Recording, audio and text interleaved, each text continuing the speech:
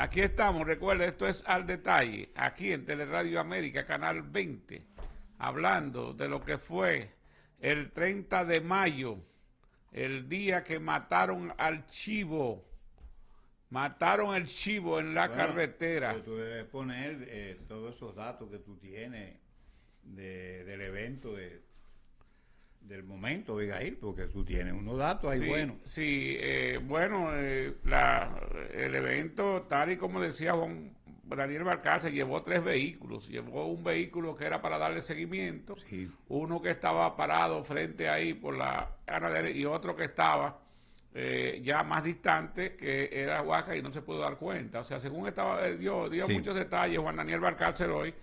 Yo quiero conseguir la conferencia porque le decía a nuestro amigo... Es bueno para estudiarla. Sí, le decía a nuestro amigo que estaba ahí, que yo sé que está colaborando mucho en eso, nuestro amigo Omar mutuo, Fernández. Omar Ventura, que yo quería conseguir las 2 conferencias, tanto la que se hizo con Tomás. Vamos a ver qué dice aquí Domínguez. de Huáscar. Aquí dice algo, vamos a ver. Sí. Entonces, a la noche del 30 de mayo, luego del ajusticiamiento del dictador, Huáscar recogió a su esposa embarazada, a quien había dejado en sus 2 hijos pequeños en casa de su compadre Augusto Sánchez y Ana María Cernuda. Pasaron por la casa de Juan Tomás Díaz y luego por la casa de sus compadres Manuel Tavera y Rosa Emilia Sánchez, para después dirigirse a la casa. Al poco rato de haber llegado, narró a su esposa cómo había ocurrido los hechos en la avenida Yorubásito antes del fracaso de la segunda parte del plan. Los implicados en el ajusticiamiento del tirano trataron de buscar refugio para evitar ser capturados por el SIN, entonces bajo la jefatura del coronel Roberto Cal Figueroa Carrió. Bueno, al final ellos pudieron actuar algo, ¿verdad? Sí, pero ahí él estaba en un carro que estaba vigilante, porque tuvo que dar la vuelta a ese. Sí, él estaba adelante, pero él estaba solo. Entonces estaban todos, los 7 se habían posesionado, 3 y uno solo, que era el Huaca, que estaba en la última parte, casi llegando a Jaina. Huácal era Banilejo, tú sabes, de Santana, para que tú Huaca, sepas. sí, La casa de él, cuando tú vas a entrar para Pizarrete, ahí estaba, y hubo una actividad para que no se vendiera, que querían, un grupo de bandileros quería que se convirtiera en un museo de algo, que le dieran vida, pero yo creo que la casa se vendió. No, la casa la terminó vendiendo. No, Banía por todo, porque quien alerta de que Trujillo no iba miércoles, sino que había adelantado para ir a San Cristóbal Marte, es Miguel Ángel Valdía. Otro Banilejo.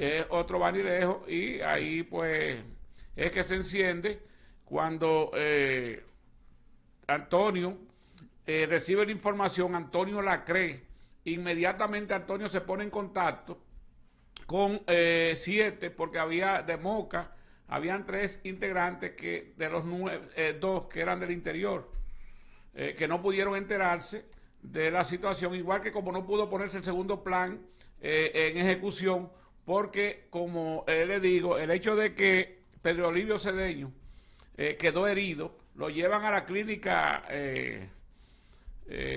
bueno, no sé, al fin es que... a la única que había, yo creo. La internacional, que ahí inclusive José Joaquín Puello, que era un médico pasante, que estaba con el doctor, que jugó y tuvo una trayectoria importante, me olvidé el nombre de él, que hace unos días lo estaban aumentando y querían decir que él...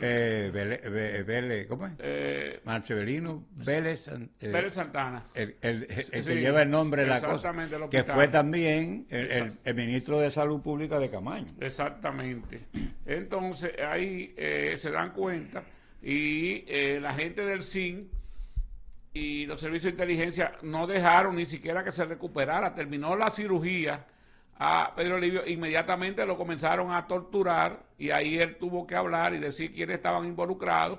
Por lo tanto, ellos no tuvieron tiempo ni siquiera de guardar el cadáver como tenían que guardarlo, esconder el carro. El carro de Trujillo quedó abandonado, que el plan era esconder el carro de Trujillo. Sí. Y también un carro de Antonio de la Maza quedó porque no prendió y tuvieron que dejarlo abandonado también en el 30 de mayo. Porque hubo uno que le perforaron el rayador. Exactamente, entonces tuvieron que dejarlo ahí, o sea que las evidencias permitieron que en menos de 24 horas, como usted sabe, ya estaban persiguiendo a todos los complotados. Entonces todos, el número total de todos era 21 y 7 también quedaron vivos. Sí. Inbel, Luis Amiamatió, el doctor... Marcelino Vélez Santana no era de los complotados, pero era un hombre de confianza. Estaba ahí, quedó envuelto por el asunto. Por el asunto de llevarlo a él, a Pedro Livio. Fue un evento de la historia y esos hombres, aunque no se le ha dado el mérito y se ha colocado y se ha manejado muy timorato la cosa, son los padres de la democracia que tenemos. Sí, indiscutiblemente. Que cuando uno que fue y se enteró rápido y fue al secretario de la Fuerza Armada a decir lo que había pasado, un militar ahí famoso, que ahí tenía entonces que Pupo Román verlo matado, que tenía que hacer, era una cosa que al final no había la capacidad ni el operativo para eso. Pupo Román lo que estaba era bebiendo en su casa y se enteró fue prácticamente cuando lo llamaron que fuese oficial a decirle lo que había pasado, fue que él se enteró, él no estaba al tanto de lo que había pasado. Ese es lo que era un borracho. Sí, él estaba bebiendo. Él era un borracho, simple y llanamente. Entonces, bueno, eso es lo que se evidencia, él se pasaba el tiempo bebiendo. No, y esa noche estaba bebiendo y no se dio cuenta. Cuando fueron a decirle, ahí es que ellos se enteran y comienza entonces el movimiento. Ahora, ¿qué pasa con esto? Que ellos no tenían un grupo de apoyo. Al no poder informar, según dicen, al no poder informar a Pupo Román.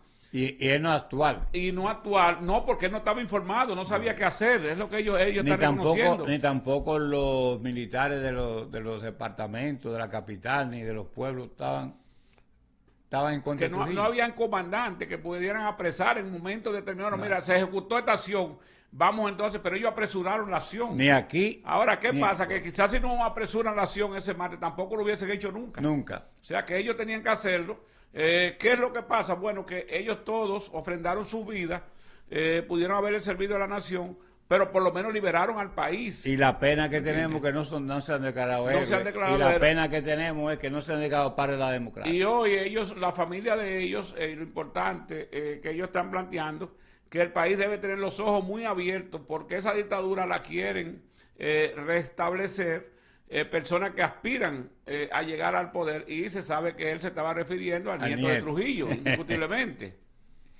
Bueno, mira. Pero el evento fue importante porque la familia de todos los complotados que están vivos, o sea, que participaron, o habían hijos, o habían nietos, pero estaban ahí.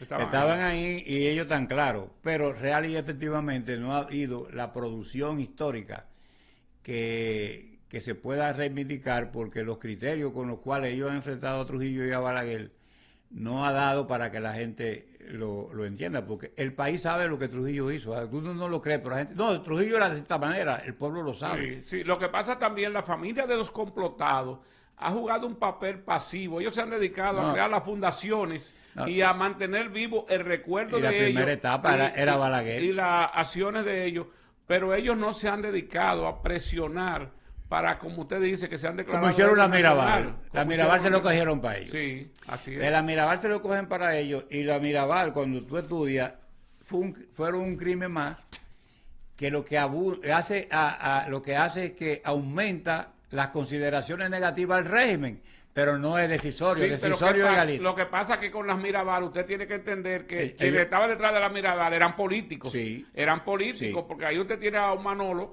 usted tiene a un... concho, caramba. El ingeniero, de los que estaban presos esa vez, el ingeniero... el esposo el esposo. Sí. Que ese señor tuvo todo el tiempo activo. Exactamente, se mantuvo muy activo. Bueno, le sirvieron a Balaguer. Todos fueron funcionarios de Balaguer, sí. O sea, de esa gente. Pero hay que reconocer... La familia Mirabal se la supo jugar. Se la supo jugar. Y por eso, porque ellas tenían detrás políticos, pero estos militares no tenían políticos detrás. No. Ninguno tenía un político en ese tiempo, porque el trujillismo también tenía los líderes políticos huyendo. Sí, no, los líderes políticos lo enfrentaban, y lo que estaban alrededor de ellos era para servir al rey. Sí. Y cuando te dividía, te maltrataban. Entonces Trujillo, Balaguer lo explica muy bien, no sabía distinguir entre un solo, toda la familia. Ellos tenían un sistema, uno fracasó y buscaba a toda la familia. Bueno, parece que, como dijo Balaguer, parece que Trujillo debió haber matado, pero menos que lo que mató, según Sí, Balaguer. sí. De acuerdo a Borbón, en su último libro que escribe desde Bruselas, ahora en los últimos días, yo Balaguer. Vamos a la pausa, doctor, regresamos en breve.